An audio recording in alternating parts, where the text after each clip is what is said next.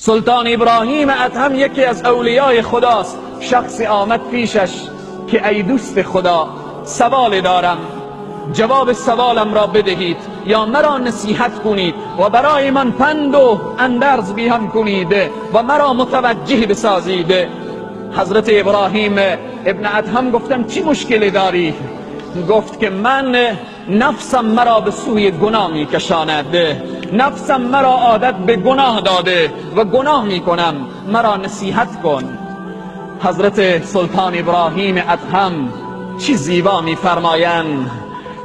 فرمایند که ای انسان، حالا که تو عادت به گناه و معصیت کردی متوجه باش، گناه بکن اما به چند شرط، یعنی 5 شرط را بیان میکنن.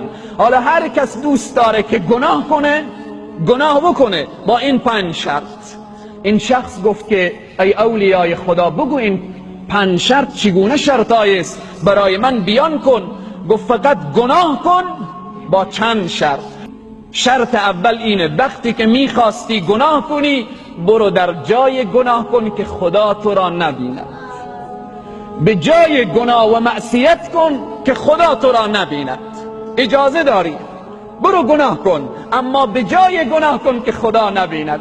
ای گفت سبحان الله، آیا این امکان دارد که به جای گناه کنم که خدا نبیند؟ گفت وقتی که امکان ندارد از پدر خود میشرمی، از برادر بزرگ خود میشرمی، از اقوام و خویشاوندان خود میشرمی، او خدایی که با همه عظمت و بزرگی تو را میبیند آیا نمیشرمی؟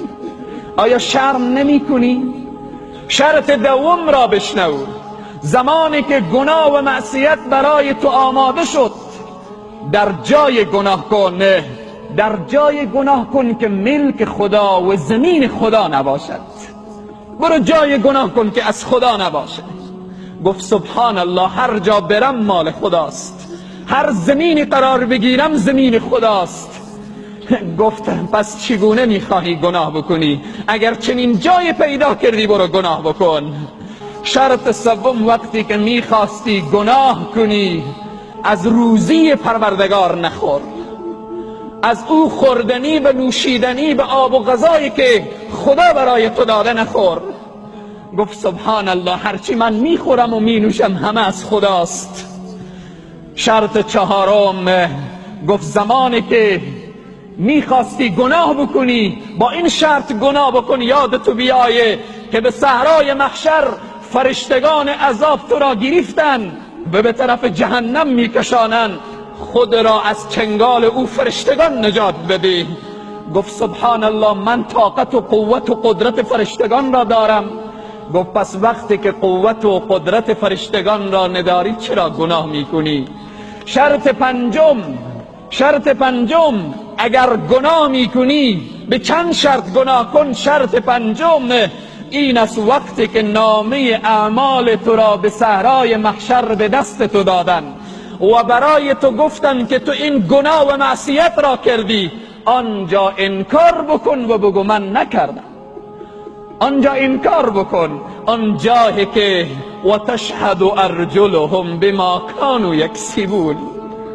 به صحرای محشر زبان میگوید که من گناه نکردم. این زبان آماده میشه میگه من گناه نکردم.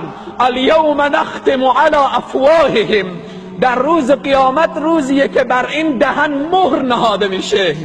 الیوم نختم علی افواههم و تکلمنا ایدیهم و تشهد ارجلهم.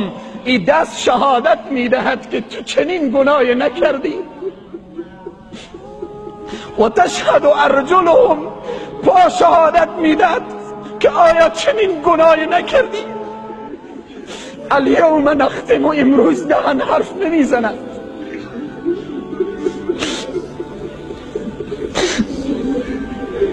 اگر میتوانی در صحرای محشر انکار کنی بگی خدایا من گناه نکردم، امروز گناه کن.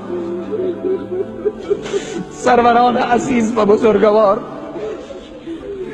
قل یا عبادی الذین اسرفوا علی انفسهم لا تقنطوا من رحمت الله.